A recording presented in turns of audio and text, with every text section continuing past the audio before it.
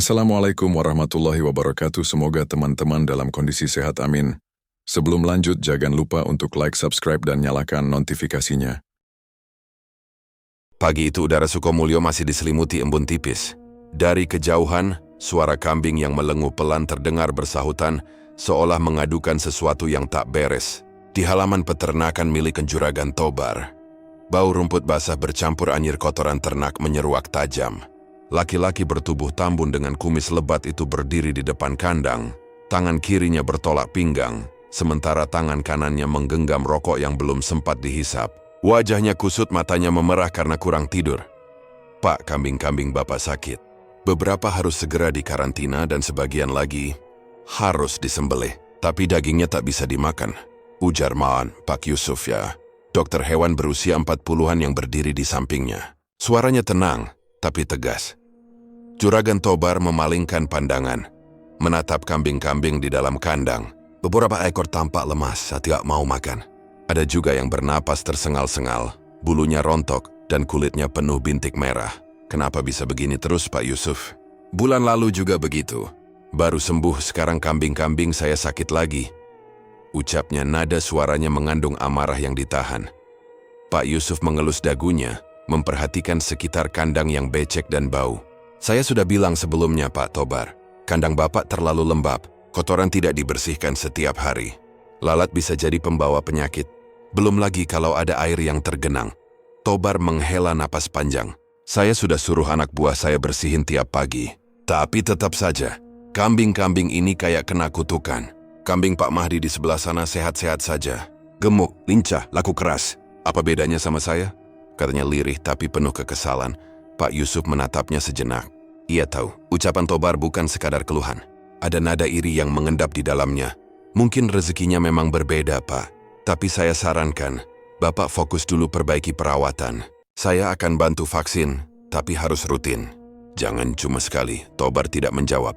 Ia menatap seekor kambing muda yang terbaring tak bergerak di pojok kandang. Matanya sayu, lidahnya terjulur sedikit. Ia tahu kambing itu tak akan bertahan lama. "Berapa banyak yang harus disembelih?" Suaranya serak. "Sekitar 6 ekor, Pak. Daripada menulari yang lain." Tobar mendengus kesal. 6 ekor? Astagfirullah. Itu duit semua, Pak Yusuf. 1 ekor saja bisa 2 juta lebih. Sekarang saya kehilangan 6. Ia membanting rokoknya ke tanah, lalu menendang batu kecil hingga memantul ke pagar kandang. Pak Yusuf tidak berani menimpali. Ia hanya menulis sesuatu di buku catatannya, lalu memberi tanda pada beberapa kambing dengan spidol merah di telinga mereka. "Saya tahu Bapak kecewa, tapi kalau tidak ditindak sekarang, bisa lebih parah. Penyakitnya bisa nyebar ke kambing lain." Tobar tidak peduli. Ia masuk ke dalam kandang, menepuk-nepuk kepala kambing yang masih hidup. "Kalian ini kenapa sih? Makan sudah saya kasih, vitamin juga. Tapi tetap saja kayak begini." Suaranya parau, hampir seperti orang putus asa. Dari kejauhan seorang pemuda datang membawa ember berisi air dan sekop. Tubuhnya kurus, rambutnya acak-acakan, dan wajahnya datar tanpa ekspresi. Dialah Memetno, pegawai yang sudah bekerja selama 2 tahun di peternakan itu. Ia menunduk sopan. "Pak, saya sudah bersihin kandang belakang, tapi kambing yang di pojok barat mati lagi." Tobar menoleh cepat, wajahnya memerah. "Mati lagi?" bentaknya. "Baru tadi pagi saya kasih makan, Met. Kamu kerja pakai mata atau enggak sih?" Wemet menunduk makin dalam. "Saya udah kasih makan, Pak, tapi kambingnya udah lemas dari tadi malam." Pak Yusuf mencoba menengahi. "Sudahlah, Pak Tobar, jangan marah dulu. Saya tahu Bapak stres, tapi kemarahan nggak akan nyembuhin kambingnya." Namun Tobar sudah keburu gelap mata. "Kamu tahu, Dok, saya rugi terus tiap bulan. Kadang kambing mati, kadang sakit, kadang hilang. Dan semua ini terjadi sejak kambing Mahdi mulai laku keras. Saya ini orangnya nggak jahat, tapi kalau terus begini saya bisa gila." Pak Yusuf terdiam. Ia bisa merasakan tekanan batin juragan itu. Dari luar, Tobar memang terlihat keras kepala dan temperamental, tapi di balik itu, ada kegelisahan mendalam tentang harga diri dan keberuntungan yang kian menjauh. Suara kambing kembali terdengar lirih, seperti menimpali ucapan Tobar. Suasana jadi muram. Angin berembus membawa bau amis dan panas dari tubuh hewan-hewan yang sakit. Di langit, matahari mulai meninggi, tapi cahayanya terasa menyengat, menambah pengap suasana pagi itu. "Begini saja, Pak Tobar," ujar Pak Yusuf sambil menutup bukunya. Saya akan kirim vaksin tambahan besok pagi. Tolong pastikan kandang dibersihkan dan diberi kapur setiap sore. Kalau bisa pisahkan kambing yang sakit. Tobar mengangguk malas. Iya, saya tahu. Tapi nada suaranya jelas tak serius. Dalam hari saya udah mulai berpikir yang lain. Ia tak lagi percaya pada penjelasan medis. Ia merasa ada hal gaib di balik semua kesialan ini. Setelah Pak Yusuf pamit dan meninggalkan peternakan, Tobar duduk di bangku kayu di depan kandang. Ia menatap tanah becek yang kini bercampur darah kambing yang baru mati. Asap rokoknya mengepul lambat, melingkar seperti kabut tipis di udara. Mehmet datang membawa sapu lidi. "Pak, mau saya bersihin sekarang?" Tanyanya hati-hati. "Bersihin saja," jawab Tobar datar. Mehmet menunduk dan mulai bekerja. Tapi sesekali matanya melirik ke arah majikannya yang termenung. Dalam hatinya berasa dendam kecil. Ia tahu Tobar jarang menepati janji. Gaji sering terlambat, kadang dipotong tanpa alasan. "Hidup kayak gini terus bisa mampus aku," gumamnya pelan. Tapi gumaman itu tak terdengar oleh Tobar. Sementara itu Tobar mengusap wajahnya. "Kenapa ya kambing Mahdi selalu sehat? Apa dia pakai sesuatu?" katanya lirih. Ia menatap ke arah timur, ke ladang yang memisahkan peternakannya dengan peternakan milik Mahdi. Dari sana, samar-samar terlihat kandang besar dan suara tawa beberapa pekerja yang sedang memberi makan kambing-kambing gemuk. Suara itu terasa seperti ejekan di telinganya. "Kalau memang benar ada yang main curang, aku juga bisa balas," katanya pelan, tapi nada suaranya berat dan berbahaya. Seekor kambing batuk keras membuatnya tersentak. Ia berdiri, menatap hewan itu dengan pandangan dingin. Sial, semua ini pasti bukan sekadar penyakit biasa. Dan pagi itu, di bawah sinar matahari yang semakin terik, Tobar belum tahu bahwa rasa iri di hatinya baru saja mulai berubah menjadi api dendam yang kelak membakar semuanya. Siang hari di Sukomulyo terasa panas menyengat. Debu beterbangan setiap kali angin menerpa jalanan tanah yang menuju ke peternakan juragan Tobar. Di antara suara kambing yang melenguh pelan, tampak Mehmet Waris sedang menuang air ke dalam beberapa ember besar di samping kandang. Wajahnya tampak masam, keringat menetes dari pelipis, tapi tangannya tetap bergerak cepat dan cekatan. Ia bekerja sejak subuh, membersihkan kotoran kambing, mengganti alas rumput kering, lalu memberi makan satu persatu. Namun dalam benaknya bukan rasa syukur yang muncul, melainkan kekesalan yang makin menumpuk. Sudah 3 minggu belum dibayar penuh. Gumamnya pelan. Ia menatap air jernih dalam ember, lalu melirik ke arah gubuk kecil tempat ia menyimpan beberapa botol cairan berwarna aneh. Campuran bahan kimia untuk perawatan ternak yang tak lagi digunakan. Cairan itu berbau menyengat dan biasanya hanya dipakai dokter hewan dalam dosis tertentu. Tapi Mehmet sudah lama tahu dalam jumlah sedikit cairan itu tidak membunuh, hanya membuat kambing lemas dan kehilangan nafsu makan. Ia tersenyum miring. "Biar tahu rasa. So kaya. Tapi gaji pegawai aja nggak becus." Kambing-kambing di kandang meringkik pelan, seperti menyadari niat buruk yang menguar dari hatinya. Mehmet menuang sebagian cairan itu ke dalam ember air. Tak banyak, hanya beberapa tetes. Air yang semula jernih menjadi agak keruh. Ia mengaduknya perlahan dengan kayu, lalu membiarkan kambing-kambing minum tanpa curiga. "Silakan, minum yang banyak. Biar besok satu-satu tumbang. Aku mau lihat muka Tobar waktu tahu kambingnya makin sakit." Senyumnya berubah getir. Ia tidak berniat membunuh hewan-hewan itu, tapi di dalam hatinya ada kepuasan jahat yang menenangkan rasa dendamnya. Mehmet sudah bekerja pada Juragan Tobar selama 2 tahun. Dulu dia sempat menganggap Tobar orang yang baik. Di awal bekerja, gajinya lancar, bahkan kadang dapat bonus kecil. Tapi sejak harga pakan naik dan penyakit kambing mulai menyerang, Juragan Tobar berubah. Ia jadi mudah marah, pelit, dan sering mengomel tanpa sebab. Suatu malam Mehmet masih ingat betul kejadian yang membuat hatinya benar-benar panas. Malam itu, kandang kambing sudah sepi. Mehmet baru selesai memberi makan terakhir ketika Tobar datang dengan wajah muram. "Met, kamu nyatet jumlah pakan hari ini nggak?" "Sudah, Pak. Di buku catatan itu," jawab Mehmet sopan sambil menunjuk ke meja kecil di pojok. Tobar memeriksa, lalu mengerutkan kening. "Ini beras jagungnya kurang 1 karung. Kamu makan apa?" Mehmet terkejut. "Low pack. Nggak mungkin. Semua masih lengkap waktu tadi saya angkut." "Jangan ngelak. Saya tahu kamu suka ngambil sisa pakan buat ayahmu di rumah." "Demi Allah, Pak, saya nggak..." Belum sempat Mehmet menyelesaikan kalimatnya, suara tamparan keras terdengar. Pipinya terasa panas, matanya berair. Tobar menatapnya tajam, napasnya memburu. "Sekali lagi saya tahu kamu main curang, kamu saya usir tanpa gaji." Sejak malam itu rasa hormat Mehmet hilang. Yang tersisa hanya dendam. Kini setiap kali ia melihat juragan Tobar lewat sambil membawa rokok di tangannya, rasa itu muncul lagi.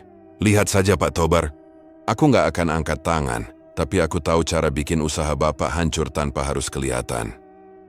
Sore itu, Tobar muncul dari arah rumah dengan baju lusuh dan wajah masam. "Met, air minum kambing udah diganti belum?"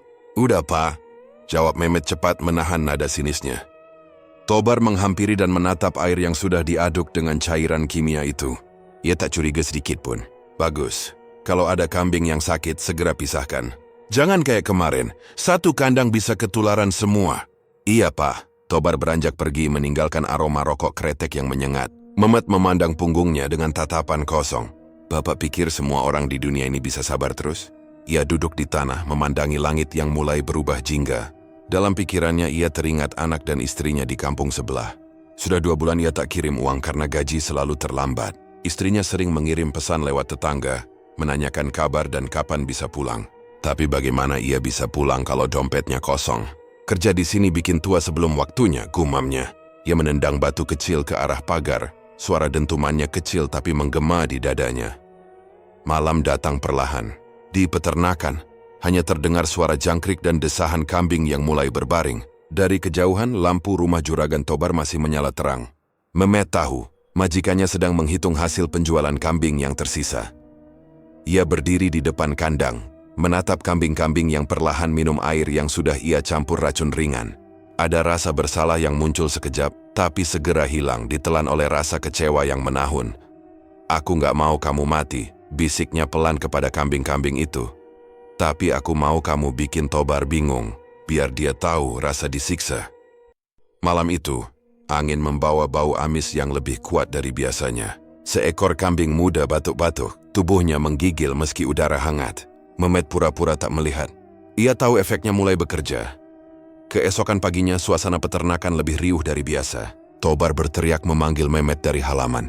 "Met, kesini cepat." Mehmet berlari kecil, pura-pura panik. "Ada apa, Pak?" "Lihat nih, 4 kambing gak mau makan. Badannya panas semua." Mehmet berpura-pura terkejut. "Waduh, bisa-bisa penyakitnya nyebar lagi, Pak. Panggil Pak Yusuf lagi. Suruh datang hari ini juga. Kalau sampai 1 lagi mati, saya potong gajimu." Mendengar itu, Mehmet hampir tertawa. Tapi ia menahan diri. "Siap, Pak," jawabnya singkat, lalu bergegas pergi, padahal dalam hati ia berkata, "Potong saja, toh sudah sering begitu." Ia berjalan ke jalan besar, berpura-pura menelpon dokter hewan. Namun sebenarnya, ia hanya duduk di warung kopi dekat pasar, memesan segelas kopi hitam dan rokok murah. Ia mengeluarkan dompet lusuhnya dan menghitung uang yang tersisa, 2 lembar 10 ribuan. "Sebulan kerja, hasilnya cuma begini," katanya pelan sambil menatap asap rokok yang melayang ke langit. "Biar saja, semua akan dibayar tuntas." Dari warung itu, ia bisa melihat asap tipis dari arah peternakan. Mungkin Tobar sedang membakar sampah atau rumput kering. Mehmet tersenyum kecil. Ia merasa puas, bukan karena kaya, tapi karena akhirnya ia punya kendali kecil atas hidupnya sendiri. Sesuatu yang tak pernah ia rasakan selama bekerja di bawah juragan kasar itu. Ketika matahari mulai turun di ufuk barat, ia kembali ke peternakan. Tobar masih marah-marah, tapi Mehmet tak lagi peduli. Dalam hatinya dendam sudah tertanam, tumbuh seperti rumput liar di ladang yang kering, siap membakar siapapun yang menginjaknya. Pagi itu suasana pasar kecamatan Sukomulyo begitu ramai. Para pedagang berlalu lalang, dan suara teriakan tawar-menawar bercampur dengan bau anyir daging kambing segar. Di salah satu sudut pasar, 2 orang laki-laki tengah berbincang seru sambil menurunkan daging kambing dari pikulan.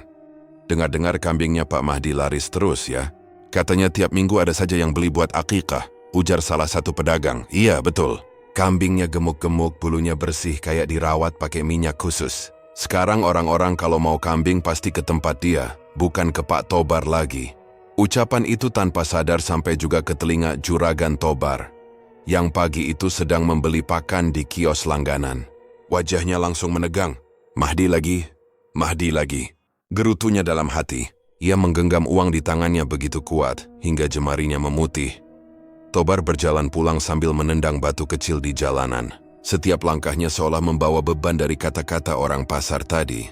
Ia tahu Mahdi baru 5 tahun membuka peternakan, sementara dirinya sudah mengurus kambing sejak muda, bahkan meneruskan usaha ayahnya. Tapi mengapa nasibnya justru terbalik? Saat sampai di rumah, Mehmet sudah menunggu di dekat kandang.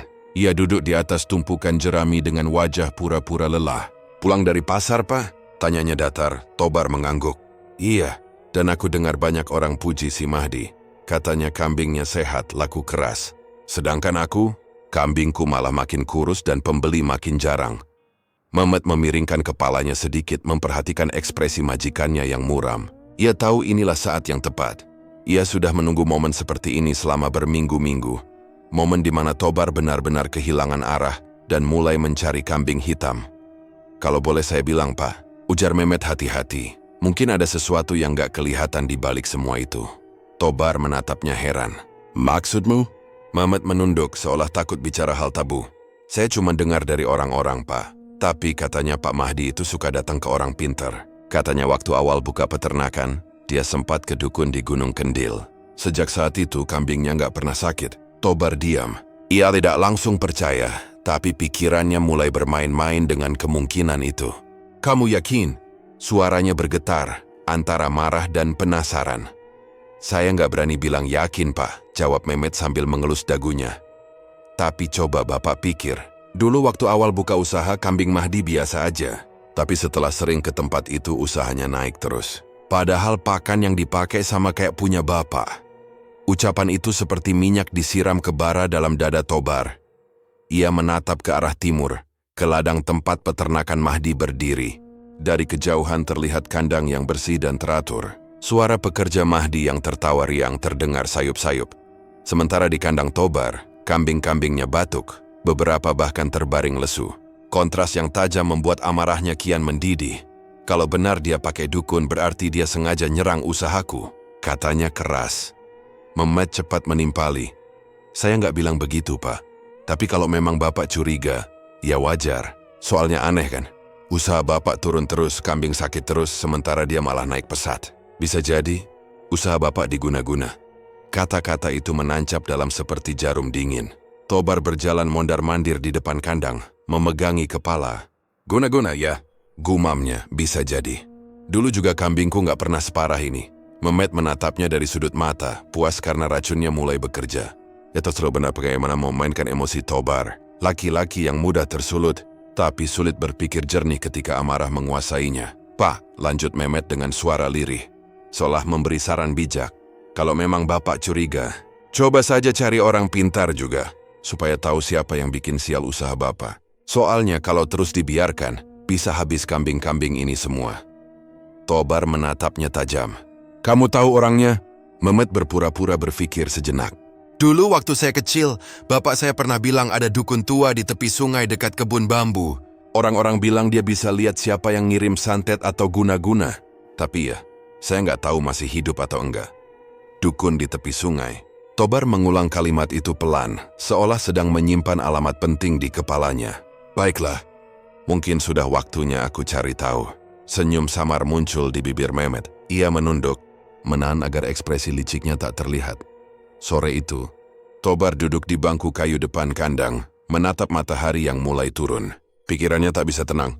Setiap kali mengingat tawa orang-orang di pasar yang memuji Mahdi, dadanya serasa diremas. Ia merasa terhina. Mahdi cuma petani biasa yang baru dapat warisan sedikit, tapi sekarang jadi juragan kambing yang disanjung orang. Sedangkan aku, pewaris peternakan terbesar di Sukomulyo, malah jatuh terpuruk seperti ini. Tobar menggertakkan giginya. "Kalau benar dia pakai guna-guna, aku nggak akan tinggal diam." Mehmet datang membawa secangkir kopi. "Ini Pak buat ngilangin penat." Tobar mengambilnya tanpa bicara. Beberapa detik kemudian ia menatapnya di situ. "Met, kamu yakin Mahdi ke dukun?" Mehmet menunduk pura-pura ragu, lalu berkata lirih.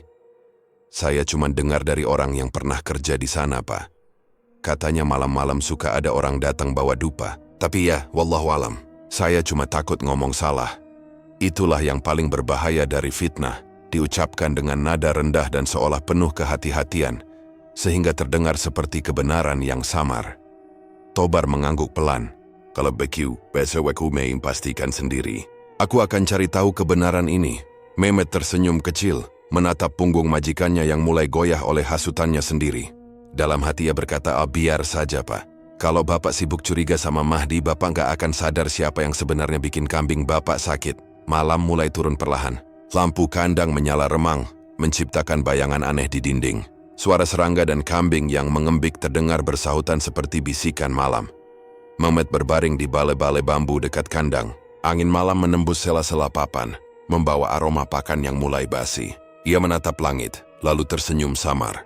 Kadang untuk ngelawan orang tamak gak perlu tenaga. Cukup satu kata fitnah, dan semuanya terbakar dengan sendirinya. Di sisi lain di rumah Juragan Mahdi yang tak jauh dari sana, tawa anak-anak terdengar riang. Lampu-lampu terang menerangi halaman rumah. Suara kambing sehat bersahutan seperti nyanyian kemakmuran. Namun tanpa mereka sadari, di balik ladang yang memisahkan dua peternakan itu, sedang tumbuh benih kebencian yang kelak akan menjerumuskan mereka semua dalam lingkaran gelap, dimulai dari satu fitnah kecil, dari mulut seorang pegawai bernama Mehmet. Malam di Sukomulyo turun dengan cepat, menelan bunyi-bunyi kecil yang semula riuh. Lampu-lampu rumah bergantian padam kecuali di beberapa pojok desa di mana orang-orang masih terjaga, mencari secangkir kopi menunggu kabar, atau sekadar menenggelamkan kegelisahan dalam asap rokok. Di antara bayang-bayang itu Juragan Tobar yang berjalan pelan, langkahnya tak tentu arah. Wajahnya kusut, mata merah karena memikirkan kerugian yang tak kunjung usai. Hari-hari terakhir ibarat benang yang kusut, tiap kali ia memikirkan peternakan, hatinya seperti ditusuk-tusuk. Hasutan yang terus dibisikkan Mehmet kini menjadi gema yang tak bisa dibendung. Pada awalnya Tobar menepisnya. Ia tahu betul siapa Pak Mahdi, orang yang sopan, pekerja keras, dan selama ini tak pernah berbuat curang pada tetangga. Namun luka harga diri membuat seseorang menjadi mudah rapuh. Kata-kata mungkin dia main dukun berulang di kepalanya sampai ia mulai percaya bahwa ada sesuatu yang tak kasat mata memang sedang membunuh usahanya. Malam itu, ketika bulan belum muncul dan kabut tipis menyelimuti sawah, Tobar memutuskan pergi. Ia menutup pintu rumah tanpa memberitahu siapapun, hanya membawa jaket tipis dan senter kecil. Jalan menuju gubuk dukun yang sering disebut-sebut orang berada di tepian sungai, di balik kebun bambu, tempat yang telah lama diselimuti desas-desus. Orang-orang bilang gubuk itu milik seorang dukun tua yang tak pernah meninggalkan rumah tanpa bau dupa di rambutnya. Ada yang takut, ada yang hormat, dan ada pula yang sengaja menjauh karena tak ingin dicap ingin berurusan dengan alam lain. Mehmet, yang sudah menunggu di sudut kandang, mengangkat kepala ketika melihat majikannya berlalu. Di wajahnya muncul senyum tipis, senyum yang penuh kemenangan. Ia tahu Tobar bisa terpancing. Ia sendiri tak ikut malam itu, pura-pura tertidur di balai-balai. Biarlah Tobar pergi sendiri. Lebih nikmat melihat majikannya tenggelam dalam keputusan yang ia sulut. Jalan setapak menurun menuju sungai, diterangi remang senter dan cahaya kunang-kunang. Di sisi kiri dan kanan, bambu bergesek pelan. Suara mereka seperti bisikan yang ikut mengiringi langkah Tobar. Ketika hampir sampai, ia melihat asap tipis mengepul dari gubuk kecil itu, dan bau dupa yang khas sudah menyambut. Suara seruling kecil terdengar samar, seolah mengiringi napas malam. Gubuk itu sederhana, dinding anyaman, atap ijuk yang sudah lapuk, dan beberapa jimat tergantung di sana-sini. Di depan pintu, seekor anjing kurus menggonggong pelan, lalu berhenti ketika dukun muncul. Sosoknya kecil dan tegap, kulitnya gelap, rambutnya ikal putih dan matanya tajam seperti mata burung hantu. Wajahnya penuh kerutan, tapi bibirnya tak pernah tersenyum. Ia mengenakan kain sarung yang compang-camping dan membawa sebuah cerek kecil berisi ramuan. Siapa yang berani datang malam-malam? Suaranya serak, tapi ada nada yang membuat Tobar tak berani mundur. Tobar menelan ludah. "Saya Juragan Tobar. Saya ingin tanya," jawabnya. Suaranya gemetar, antara malu dan marah. Dukun memandangnya lama, lalu menaruh cerek di atas tungku kecil. "Masuklah, Juragan. Duduklah di sini. Ada yang kau cari selain udara malam?" Tanyanya datar, seperti mengundang tanpa memberikan jaminan. Di dalam gubuk udara terasa lembab dan penuh aroma dupa. Tokoh-tokoh kecil dari kayu terpahat tergantung di langit-langit, dan beberapa botol kaca berisi cairan berwarna aneh berjajar di rak. Tobar duduk terbata-bata, menahan rasa malu yang berkecamuk. Ia tak pernah menyangka akan duduk di hadapan orang seperti ini. Di otaknya wajah Mahdi dan tawaran fitnah Mehmet berputar-putar. "Apa yang membuatmu datang, Juragan?" Tanya dukun sambil menatap tajam. Tobar mengumpulkan semua amarah dan kepedihan. Orang bilang, mungkin Pak Mahdi pakai orang pinter. Usahanya malah maju terus, sementara saya, kambing saya sakit, saya rugi. Saya ingin tahu, kalau memang dia pakai dukun, saya juga bisa main dukun. Saya ingin anaknya sakit biar dia tahu bagaimana susahnya mengurus anak yang sakit, biar dia tak sempat urus peternakan. Kata-kata itu keluar seperti racun.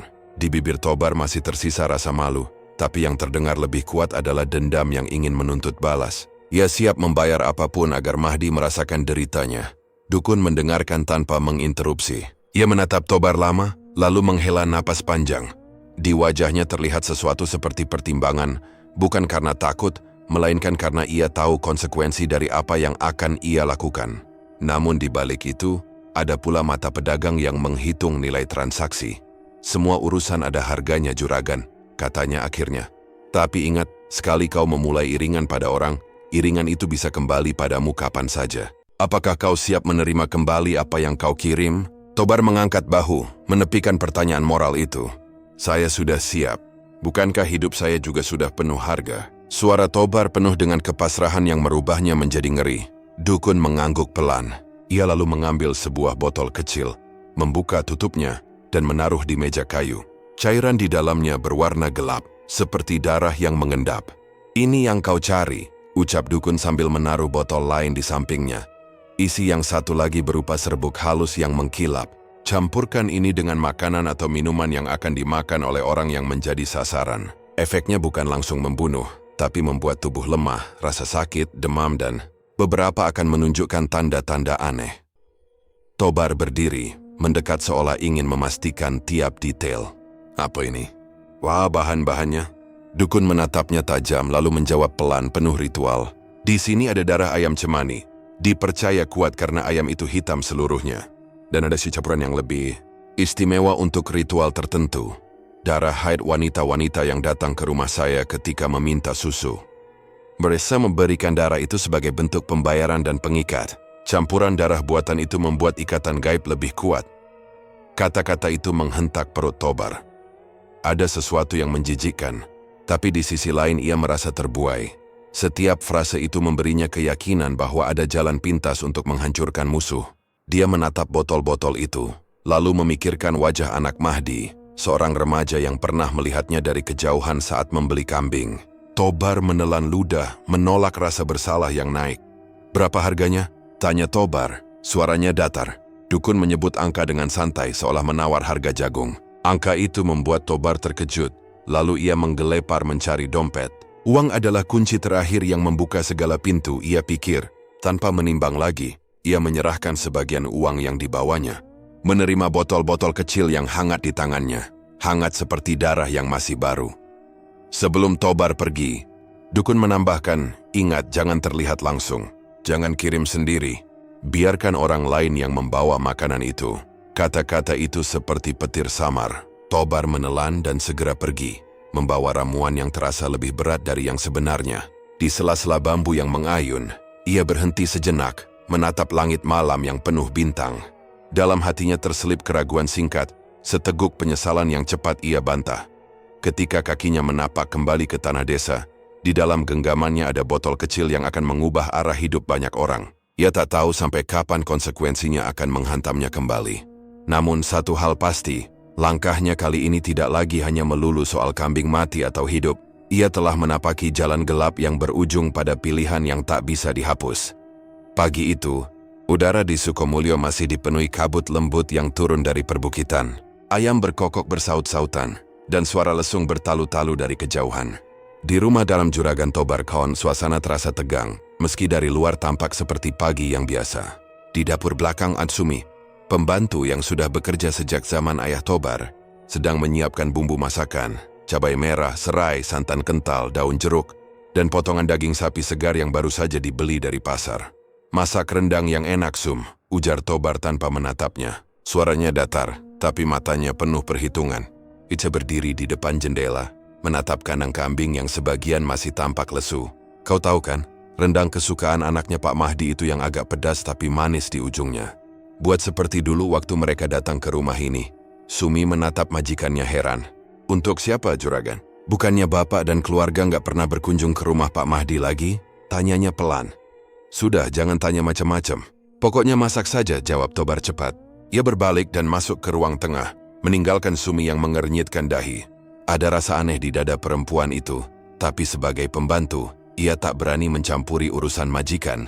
Sementara di dapur, aroma rempah mulai memenuhi ruangan. Bunyi tumisan bumbu rendang terdengar nyaring, disusul aroma cabai, serai, dan santan yang mendidih perlahan.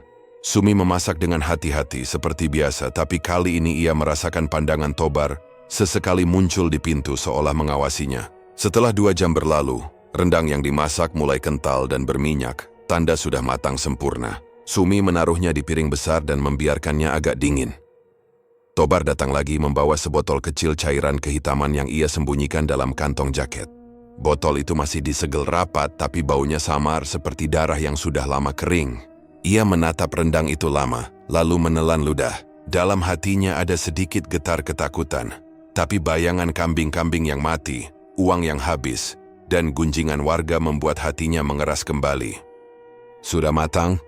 Tanya Tobar. Sudah, juragan. Ini tinggal disajikan, jawab Sumi. Untuk siapa sebenarnya, biar saya bungkus rapi. Tobar tidak menjawab. Ia hanya menunggu Sumi berbalik mengambil plastik pembungkus. Lalu dengan cepat ia menuangkan beberapa tetes cairan dari botol ke rendang itu. Cairan hitam itu segera menyatu, tak berbau, tak berwarna, seolah tak pernah ada.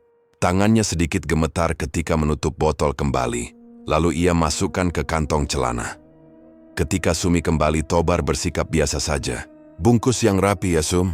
Katakan ini dari pelanggan yang kirim hadiah untuk anaknya Pak Mahdi. Jangan bilang dari saya. Loh, pelanggan siapa, juragan? Tanya Sumi bingung. Sudah, nanti biar Mehmet yang urus. Kau serahkan saja padanya, jawab Tobar singkat. Suaranya berat, menandakan tak ingin ada pertanyaan lanjutan. Sumi pun hanya mengangguk pelan walau hatinya semakin tak tenang. Beberapa menit kemudian, Mehmet Taus datang ke dapur. Wajahnya masih dilumuri senyum licik yang sudah menjadi kebiasaannya. Ia melihat paket rendang di meja, lalu menatap Tobar. Ini yang buat dikirim, juragan? Tanyanya dengan nada tahu diri. Tobar menatap tajam. Iya, kau yang antar, Met. Tapi jangan bilang ini dari saya. Bilang saja dari pelanggan yang puas beli kambing dari Mahdi. Katakan saja begitu. Mehmet mengangguk cepat, tapi matanya sempat menangkap botol kecil di tangan Tobar yang disembunyikan terburu-buru. Ada kilat rasa ingin tahu, dan entah kenapa rasa bangga muncul dalam dirinya. Karena kini ia merasa menjadi bagian dari rahasia gelap majikannya. Baik, juragan. Saya tahu bagaimana harus bicara, katanya sambil tersenyum miring. Sebelum pergi, Tobar menatapnya tajam. Pastikan rendangnya sampai di tangan keluarganya, terutama anaknya Mahdi. Siap, juragan. Langit mulai cerah ketika Mehmet melangkah keluar rumah membawa paket itu. Ia naik sepeda tua menuju rumah Mahdi di ujung desa. Jalanan masih becek bekas hujan semalam, dan beberapa anak kecil bermain di pinggir jalan melambai padanya. Di kejauhan peternakan Mahdi tampak ramai. Suara kambing terdengar sehat, nyaring. Kontras dengan suasana muram di peternakan Tobar. Di sepanjang perjalanan, hati Mehmet bergejolak. Ia tahu ada sesuatu yang tidak beres dengan kiriman ini. Ia pernah mendengar cerita tentang dukun yang memberi cairan berbahaya, tentang orang yang sakit mendadak karena santet. Tapi ia menenangkan dirinya sendiri. Biarinlah. Siapa suruh Mahdi bikin iri, juragan? Aku cuma nganter, bukan yang ngeracik, pikirnya. Mencoba mengusir rasa bersalah yang mulai menekan dadanya. Ketika sampai di rumah Mahdi, istrinya, Bu Rini, sedang menyapu halaman. Ia tersenyum ramah melihat Mehmet datang. Mehmet, dari mana kok pagi-pagi sudah kesini? Sapanya. Mehmet menurunkan sepedanya dan mengelap keringat. Ini, Bu, ada titipan dari pelanggan yang katanya senang beli kambing dari Pak Mahdi. Katanya mau kasih sedikit oleh-oleh buat anaknya. Bu Rini tampak heran tapi tersenyum. Wah, terima kasih, Met. Gak nyangka masih ada pelanggan baik begitu. Kirim salam buat yang ngasih, ya? Iya, Bu.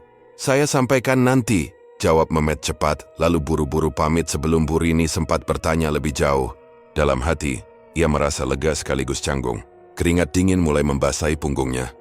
Di dalam rumah, Bu Rini memanggil suaminya. Pak, ini ada kiriman rendang, katanya dari pelanggan. Pak Mahdi keluar dari kamar belakang, wajahnya berseri. Wah, baik sekali. Biar nanti kita makan siang bareng-bareng. Anak mereka. yang berusia 15 tahun segera datang berlari.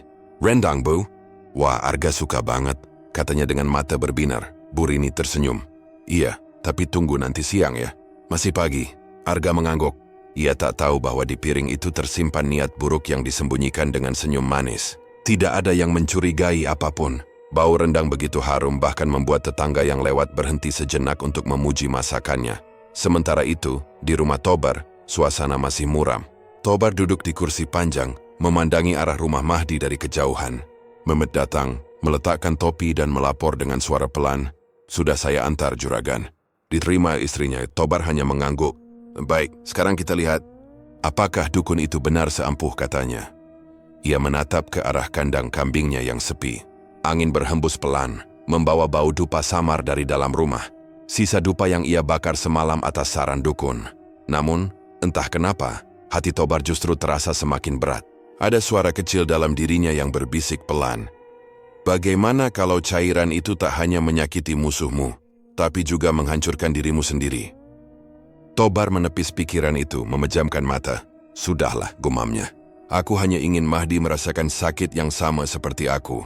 Ia tak tahu. Sejak saat itu, bayangan karma sudah mulai meniti langkahnya sendiri. Pelan, tak terlihat tapi pasti mendekat. Siang itu, matahari Sukomulyo bersinar terik, membuat dedaunan pisang di halaman rumah non juragan Mahdi bergoyang pelan diterpa angin hangat. Dari dalam rumah terdengar tawa renyah Arga, anak semata wayangnya, yang baru saja pulang sekolah. Ia sedang membantu pembantunya, Mbak Lilis Maos, menata piring di ruang tamu.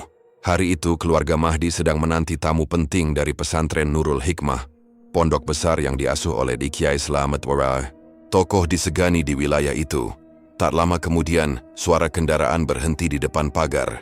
Dari mobil kijang tua yang penuh debu, turunlah seorang pemuda berwajah teduh, mengenakan baju koko putih dan peci hitam. Senyumnya ramah, langkahnya tenang. Dialah Ustaz Mulia, anak kedua Kiai Slamet, yang datang bersama 2 santri untuk membeli 4 ekor kambing. "Assalamualaikum, Pak Mahdi," sapa Ustaz Mulia sambil menyalami pemilik rumah dengan sopan. "Waalaikumsalam, Ustaz."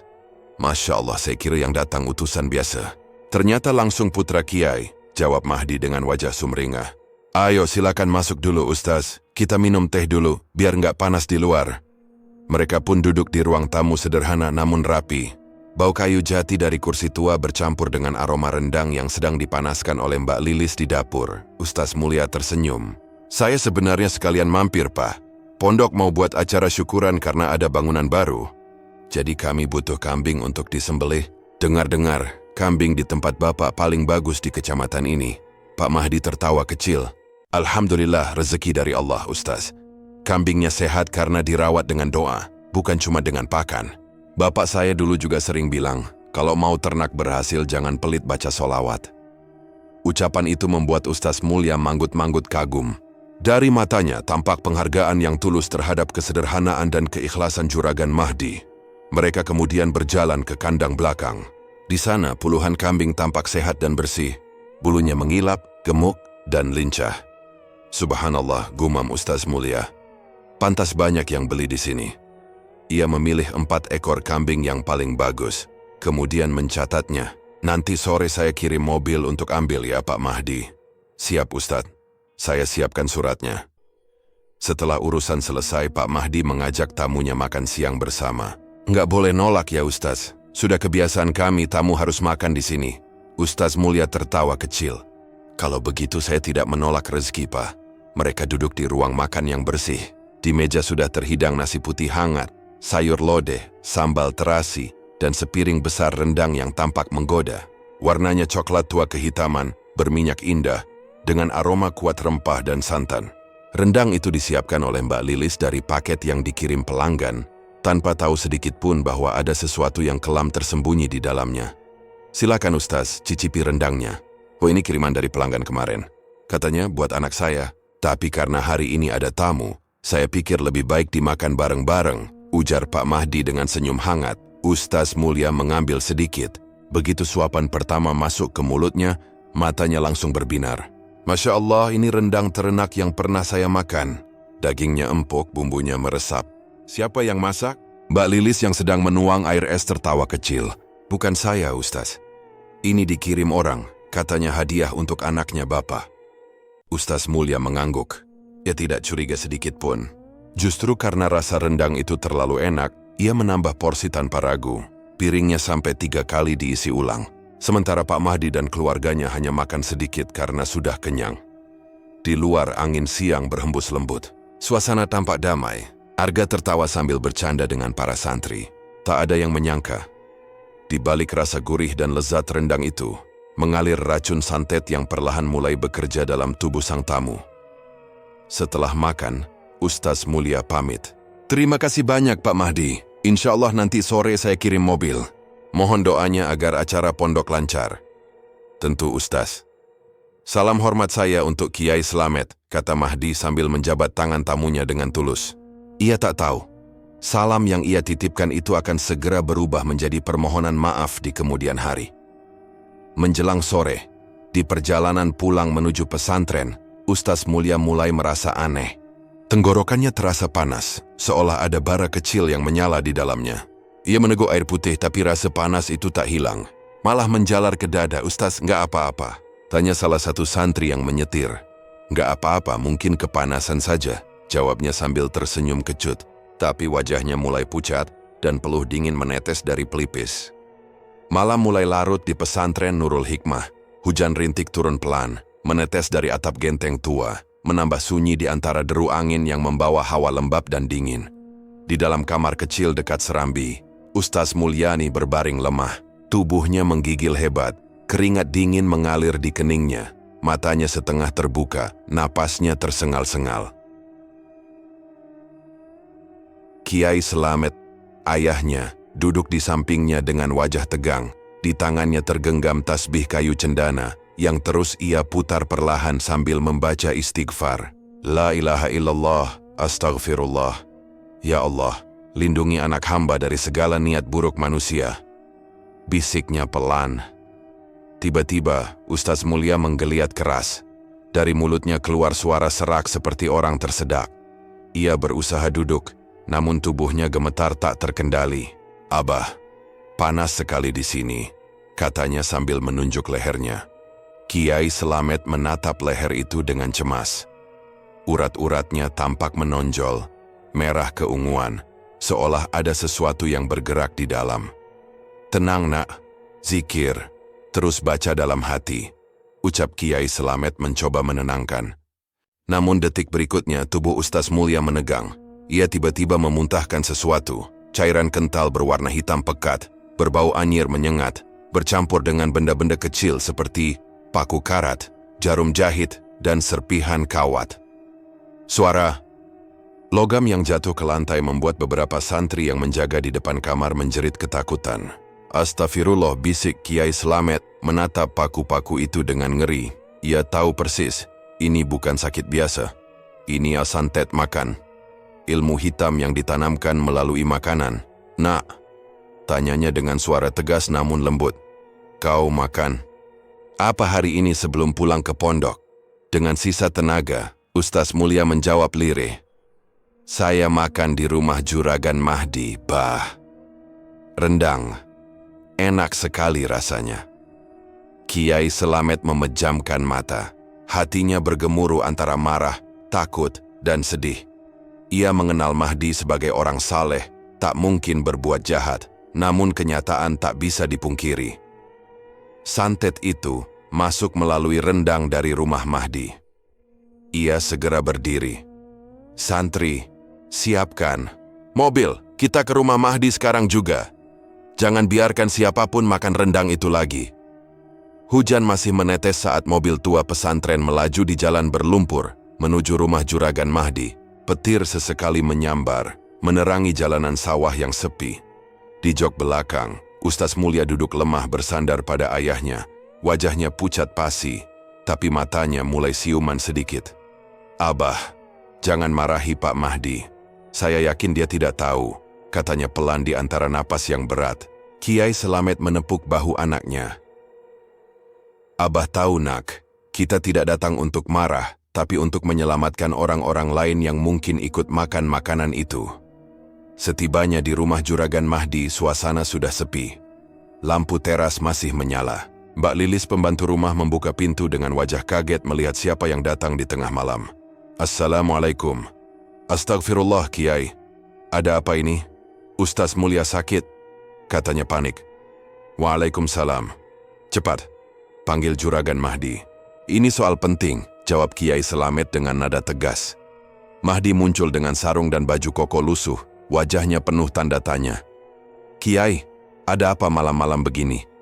Mahdi, kata Kiai Selamet serius. Rendang yang kau hidangkan siang tadi, dari mana asalnya? Mahdi tampak bingung. Rendang itu kiriman dari pelanggan Kiai. Katanya, untuk Arga anak saya. Kami cuma hangatkan saja dan makan bersama. Ada apa dengan rendang itu? Kiai Selamet menatapnya tajam. Rendang itu tercemar sihir. Anak saya muntah paku dan jarum setelah memakannya. Kalau masih ada sisa rendang itu, jangan biarkan siapapun menyentuhnya. Cepat bawa keluar, kubur, atau bakar dengan doa. Mbak Lilis terperanjat, hampir menjatuhkan lampu minyak yang ia pegang. Astagfirullah. Saya yang menghidangkan. Kiai, tapi saya tidak tahu apa-apa, sumpah. Itu cuma kiriman dari pelanggan yang sering beli kambing, katanya mau kasih hadiah buat anak Pak Mahdi. Siapa pelanggan itu? Tanya Kiai cepat. Mbak Lilis berpikir keras. Perempuan, Kiai. Umurnya sekitar 40, sering datang sore-sore. Katanya bernama Bu Wiwik, dari kampung sebelah. Kiai Selamet terdiam sesaat. Nama itu terasa asing, namun nada di hatinya berkata bahwa ini bukan kebetulan. Ia menatap rendang yang baru saja dikeluarkan dari dapur. Warnanya kini tampak kehitaman, baunya berubah anyir seperti bangkai. Bismillahirrahmanirrahim. Ucapnya, lalu memerintahkan Mahdi untuk membungkus makanan itu dengan daun pisang dan membawanya ke halaman belakang. Mereka menggali tanah di bawah pohon kelapa. Dengan doa dan ayat-ayat suci, rendang itu dikubur dalam-dalam. Ketika tanah mulai menimbun wadah itu, terdengar suara mendesis halus, seperti uap panas keluar dari bumi. Mbak Lilis menjerit kecil, sementara Kiai Selamet terus membaca ayat kursi dengan lantang hingga suara itu lenyap. Setelah semua selesai, Kiai menatap Mahdi dengan tatapan penuh empati. Kau tidak salah, Mahdi. Tapi ada seseorang yang ingin menjerumuskan rumahmu. Kau harus hati-hati. Jangan terima makanan dari siapapun tanpa tahu asal-usulnya. Mahdi menunduk. Innalillahi, saya benar-benar tidak tahu, Kiai. Ampuni kami kalau tanpa sengaja membuat Ustaz Mulia sakit. Sudahlah, jawab Kiai lembut. Yang penting sekarang kita bersihkan rumah ini dari sisa-sisa sihir. Besok pagi Abah akan datang lagi membawa air doa. Beberapa jam kemudian, mereka kembali ke pesantren. Tubuh Ustaz Mulia masih lemah, namun wajahnya sudah mulai cerah. Kiai Selamet menuntunnya duduk di tengah ruangan dan memulai ruqyah. Suara ayat suci bergema di seluruh rumah. A'udzubillahi minasyaitonirrajim. Bismillahirrahmanirrahim. Suara Kiai begitu tenang tapi dalam, seperti menembus sesuatu yang tak terlihat. Setiap kali ayat dibacakan, Ustaz Mulia berkeringat deras. Dari dadanya keluar suara kecil seperti bisikan kesakitan. Panas, panas. Siapa baca itu? Suara itu melengking dari arah yang tidak jelas. Namun Kiai Selamet tidak berhenti. Ia melanjutkan bacaan, suaranya semakin keras. Keluarlah wahai jin terkutuk. Engkau masuk melalui makanan, tapi tidak akan tinggal di tubuh orang beriman. Ustaz Mulia menjerit sekali, lalu tubuhnya ambruk lemas. Seketika udara kamar terasa ringan, tenang dan hangat. Bau anyir yang tadi menyengat kini hilang. Kiai Selamet berhenti membaca, mengusap keringat di kening anaknya. Alhamdulillah sudah keluar, kau sembuh nak. Tapi ingat, jangan makan sembarang pemberian lagi. Dunia ini makin aneh, banyak manusia yang hatinya lebih busuk dari iblis. Ustaz Mulia menatap ayahnya dengan mata berkaca-kaca. Terima kasih, Bah. Allah telah menolong melalui doa Abah. Kiai tersenyum kecil, lalu menepuk bahunya. Yang menyembuhkan hanya Allah, nah. Abah cuma perantara. Sekarang istirahatlah.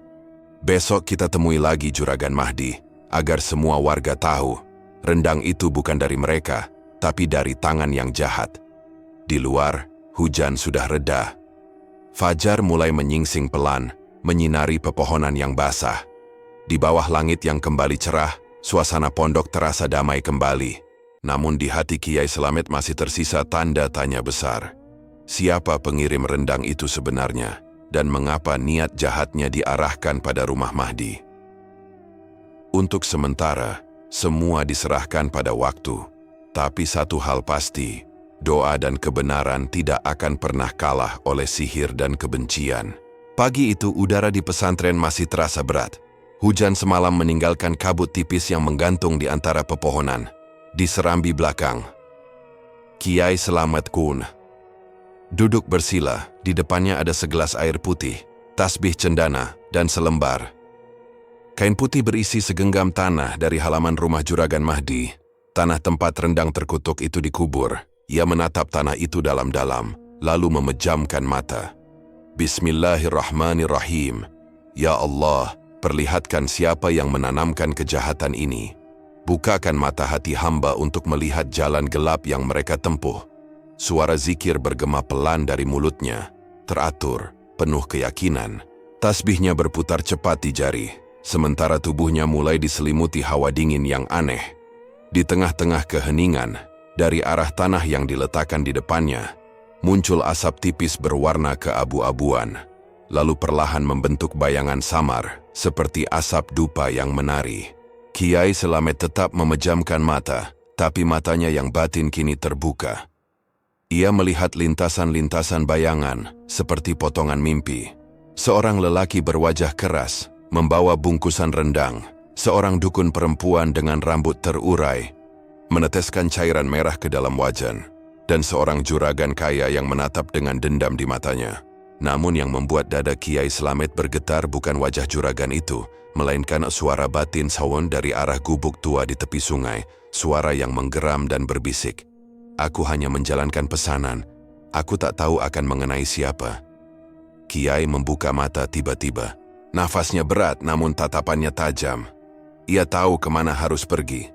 Bukan ke rumah Juragan Tobar, tapi ke gubuk dukun Santetwer di pinggiran sungai Jelegong, tempat orang-orang jarang berani lewat bahkan di siang bolong. Menjelang sore, langit berubah kelabu. Angin bertiup kencang membawa bau lumpur dan amis sungai. Kiai Slamet berjalan seorang diri menyusuri pematang sawah.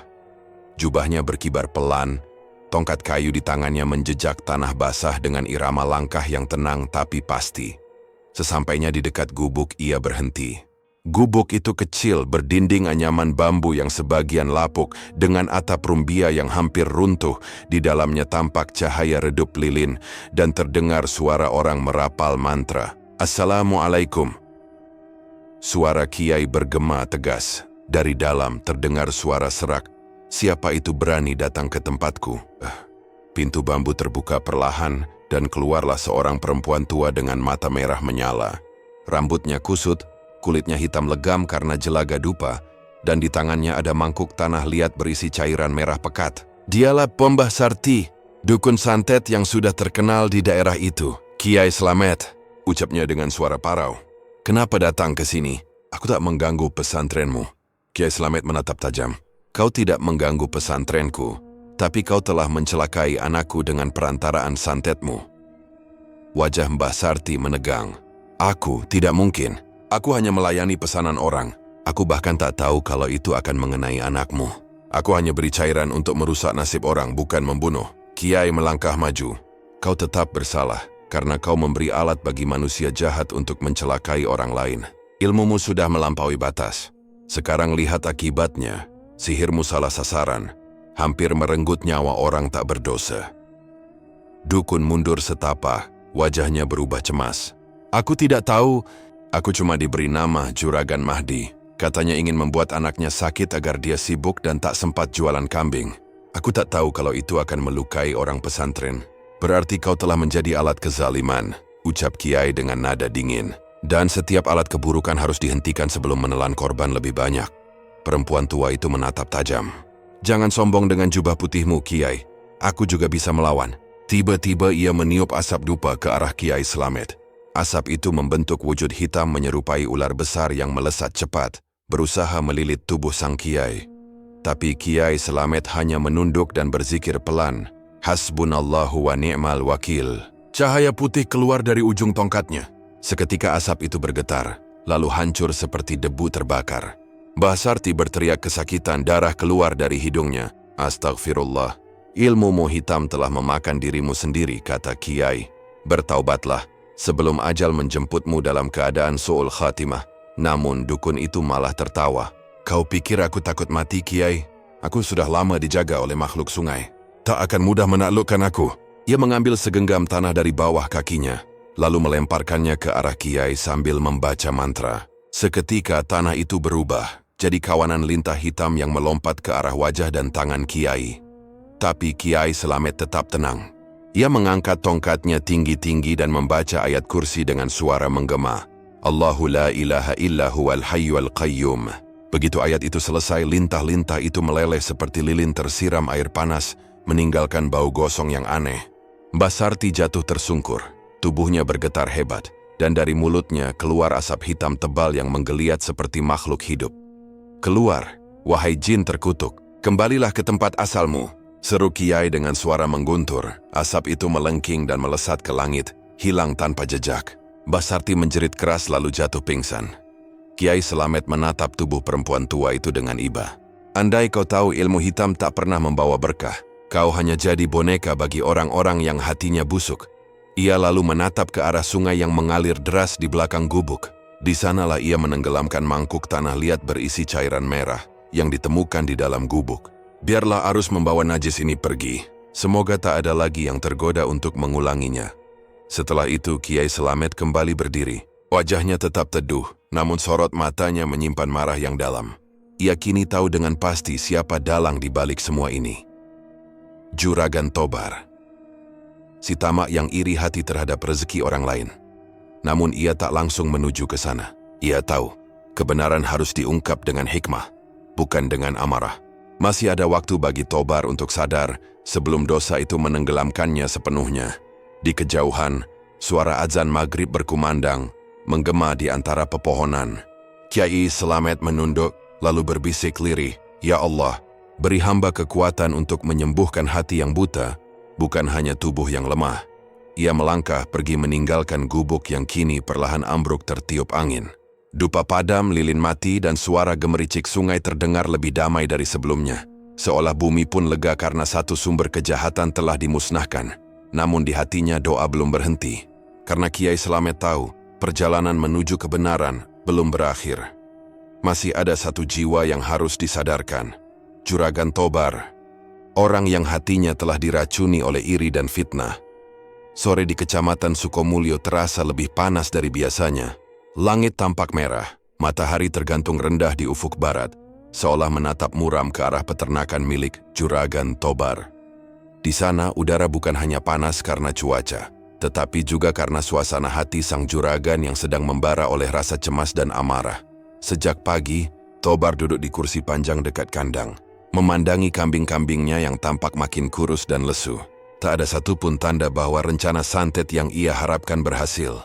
Tidak ada kabar buruk dari rumah Mahdi, tidak ada bisik-bisik warga tentang sakit atau musibah di sana. Justru sebaliknya, ia mendengar kabar bahwa Juragan Mahdi baru saja menerima pesanan besar dari pesantren untuk syukuran. Wajah Tobar mengeras, rahangnya menegang. Kenapa tidak ada hasil? Ketiba semua malah makin parah di sini, geramnya dalam hati. Ia mencengkeram topinya, lalu melemparkannya ke tanah. Sementara itu, Mehmet, si pegawai yang selama ini menyimpan kebencian, berdiri tak jauh di belakangnya. Ia tengah memberi makan kambing dengan malas. Pandangannya tajam, penuh kejengkelan. Beberapa hari lalu ia sudah berusaha bersabar, berharap Tobar menghargainya setelah ia menjadi orang kepercayaan dalam urusan mengantar rendang. Tapi yang terjadi justru sebaliknya.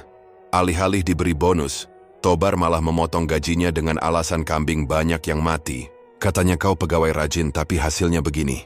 Gajimu kepotong setengah," begitu kata Tobar dengan nada tinggi. Sejak saat itu, bara amarah tumbuh di dada Mehmet. Bara yang kini mulai menyala menjadi api dendam. Sambil menatap punggung Tobar dari kejauhan, Mehmet berbisik lirih. "Kau pikir aku budakmu selamanya, ya? Tunggu saja." Menjetang malam, Tobar kembali ke rumah dengan langkah berat. Ia masih memikirkan kenapa sihir dari dukun itu tidak bekerja. Ia bahkan sempat berpikir untuk mendatangi Mbah Sarti lagi, tapi hatinya mendadak dingin ketika mengingat kabar yang beredar, bahwa gubuk dukun itu ditemukan warga dalam keadaan hangus dan kosong.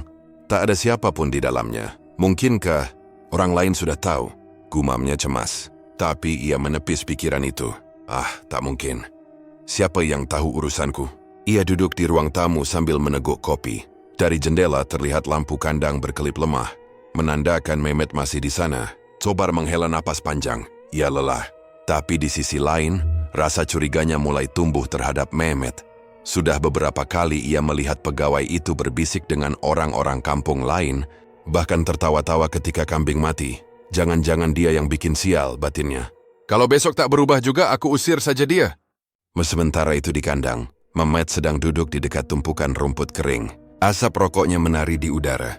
Di sampingnya ada korek api tua yang sering ia gunakan untuk menyalakan rokok. Matanya memandang kandang yang suram dengan tatapan hampa. Dari dulu aku kerja keras di sini, tapi yang kudapat cuma makian. Gumamnya dengan suara serak. Kambing mati salahku, bahkan kurang salahku. Bahkan rendang itu pun, kalau ketahuan pasti juga aku yang disalahkan. Ia menendang tumpukan jerami pelan, lalu berdiri. Pandangannya beralih ke arah tumpukan besar rumput kering di belakang kandang. Di situ, beberapa botol minyak dan karung sisa pakan menumpuk tak terurus. Angin sore bertiup pelan, membuat beberapa helai jerami beterbangan. Dalam pikirannya yang penuh amarah, ide gila muncul tanpa bisa ia kendalikan. Kalau begini terus, mending kubakar saja tempat ini. Biar habis, biar Tobar tahu rasanya kehilangan. Ia mengambil korek api dari saku, menatap nyala kecil di ujungnya. Api itu bergetar, berwarna jingga keemasan, kecil tapi mematikan. Mehmet sempat ragu, tangannya gemetar. Tapi semakin ia mengingat wajah Tobar yang congkak, suaranya yang membentak, hatinya makin panas. Tanpa pikir panjang, ia melempar korek itu ke tumpukan jerami. Dalam sekejap, api menjilat rumput kering merambat cepat ke arah dinding kandang. Sudah, biar semua berakhir. Pekiknya lirih, lalu ia berlari meninggalkan tempat itu. Tak butuh waktu lama, api membesar. Suara letupan terdengar dari botol-botol minyak yang ikut terbakar. Kambing-kambing mengembik panik, berlari ke sana kemari. Beberapa terjebak dalam kobaran api. Bau bulu terbakar memenuhi udara. Langit malam berubah merah menyala. Api! Api! Kandangnya juragan Tobar kebakaran! Teriak warga yang melihat dari kejauhan. Tobar yang sedang minum kopi langsung terlonjak. Ia berlari keluar rumah, jantungnya berdentum kencang. Begitu melihat api menjulang tinggi dari arah peternakannya, ia menjerit, "Ya Tuhan, kandangku! Kambing-kambingku!" Ia berlari sekuat tenaga bersama beberapa tetangga yang ikut membantu membawa ember berisi air. Tapi api terlalu besar. Panasnya membuat orang-orang tak bisa mendekat. Kobaran merah menelan atap kandang satu persatu. "Cepat! Ambil air dari sumur!" teriak Tobar, tapi sia-sia. Angin malam justru membuat api makin liar. Orang memadasikati sebagian besar kandang habis dilalap. Kambing-kambing berlari keluar. Beberapa jatuh dan mati di tengah jalan. Tobar berusaha masuk tapi warga menahannya. "Jangan juragan, bahaya. Api sudah nyambar ke jerami belakang." "Lepas itu hartaku!" "Semua hartaku di situ," teriaknya putus asa. Tapi warga tetap menahan. Akhirnya Tobar hanya bisa berlutut, menangis di tengah teriakan kambing yang mengerikan. Setelah hampir 2 jam, api baru berhasil dipadamkan.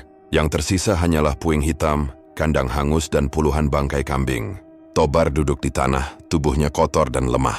Ia menatap reruntuhan itu tanpa suara. "Ya Allah, kenapa semua ini terjadi padaku?" Suaranya serak, nyaris tak terdengar.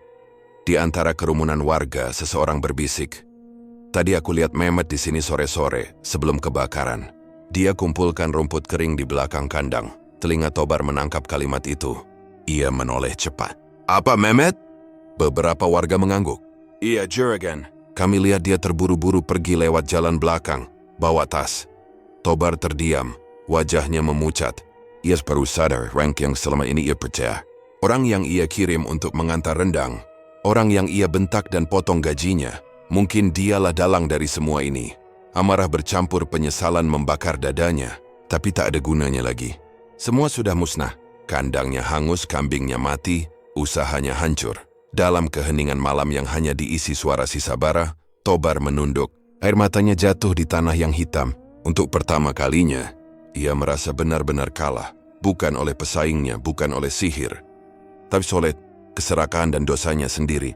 Di langit, bulan muncul dari balik awan, memantulkan cahaya pucat di atas puing-puing peternakan yang hangus. Angin berhembus pelan, membawa bau asap dan arang. Di antara sisa kobaran api, hanya terdengar satu suara lirih dari mulut Juragan Tobar. Inikah balasan dari iri hatiku, ya Tuhan? Dan malam itu peternakan Tobar benar-benar padam, bukan hanya oleh api, tetapi oleh kehancuran hati pemiliknya sendiri. Pagi di desa Sukomulyo terasa muram. Asap sisa kebakaran masih menyisakan bau gosong yang menempel di udara. Tanah di bekas kandang kambing milik Juragan Tobar sudah hitam, penuh arang, dan dipenuhi abu halus yang berterbangan tiap kali angin berhembus. Warga yang lewat masih membicarakan tragedi itu dengan nada pelan. Ada yang iba, tapi banyak pula yang menggelengkan kepala. Tak percaya bahwa peternakan sebesar itu bisa habis dalam satu malam. Di antara sisa puing, Juragan Tobar berdiri lemah dengan pakaian lusuh. Tubuhnya tampak lebih tua dari sebelumnya. Matanya kosong, memandangi puing yang dulu adalah sumber penghasilannya. Ia kehilangan segalanya. Kambing, kandang, bahkan reputasinya di mata warga. Semua sirna, dan kini yang tersisa hanya rasa malu dan sesal. Sementara itu, di sisi lain desa, Mehmet Imawat berjalan tergesa-gesa di jalan tanah yang berdebu. Wajahnya pucat, matanya merah, dan langkahnya gontai. Setelah membakar kandang malam itu, ia tidak langsung kabur jauh. Ia hanya bersembunyi di rumah pamannya di ujung desa. Tapi rasa takut kini mulai menghantuinya. Setiap kali mendengar suara motor lewat, jantungnya berdegup kencang. Setiap teriakan ayam, setiap gonggongan anjing, membuatnya berpikir kalau polisi datang menjemput. Semua ini karena dia, Tobar. Dia yang bikin aku begini, gumamnya, berusaha menenangkan diri. Tapi semakin ia mencoba meyakinkan dirinya, bayangan kobaran api dan suara kambing yang menjerit justru makin jelas di kepalanya. Ia mulai sulit tidur, sulit makan, bahkan setiap malam merasa seolah ada yang menatap dari luar jendela. 3 hari setelah kebakaran, kabar buruk pun datang. Seorang pembantu Juragan Tobar, perempuan paruh baya bernama Ukminah, datang ke kantor polisi dengan wajah tegang. Ia membawa kesaksian yang mengubah segalanya. Saya lihat sendiri, Pak. Sore itu, sebelum kebakaran, Mehmet ngumpulin rumput kering di belakang kandang. Katanya mau buat pakan kambing, tapi malamnya semua terbakar. Saya curiga, soalnya dia pergi buru-buru waktu api mulai besar. Polisi mencatat dengan teliti setiap kata yang keluar dari mulut Minah. Kesaksiannya kuat, terlebih lagi karena beberapa warga juga melihat Mehmet keluar lewat jalan belakang, membawa tas. Tak butuh waktu lama bagi petugas untuk melacak keberadaan pria itu. Keesokan paginya 2 mobil polisi datang ke ujung desa. Warga berkerumun di pinggir jalan, berbisik-bisik penasaran. Dari rumah kecil yang berdinding papan, polisi keluar sambil menggiring seseorang dengan tangan di borgol. Mehmet. Wajahnya kusam, rambut acak-acakan, matanya merah karena kurang tidur. Ia berteriak ketika dibawa keluar, berusaha menjelaskan. Aku nggak bermaksud ngebakar. Aku cuma nyalain rokok, terus apinya nyambar rumput kering. Katanya terbata. Namun tak ada yang percaya. Juragan Tobar, yang ikut menyaksikan dari kejauhan, hanya bisa memejamkan mata. Bukan karena puas tapi karena hancur. Ia kehilangan segalanya. Dan kini orang yang dulu paling ia percayai berubah jadi penyebab kehancurannya sendiri. Hari-hari berikutnya, berita tentang koni kebakaran peternakan Juragan Tobar kontan menyebar cepat. Desa yang biasanya tenang kini penuh bisik-bisik gosip. Dan yang mengatakan itu balasan karena Tobar sering berbuat zalim. Ada pula yang percaya bahwa kebakaran itu kutukan dari perbuatan jahatnya sendiri. Namun di balik semua gosip, satu hal yang pasti, Mehmet kini berada di balik jeruji besi. Di ruang tahanan yang sempit dan pengap, ia duduk bersandar di tembok. Cahaya matahari masuk melalui celah besi, menyorot wajahnya yang lelah. 2 tahanan lain duduk diam di pojok tidak peduli dengan keberadaannya.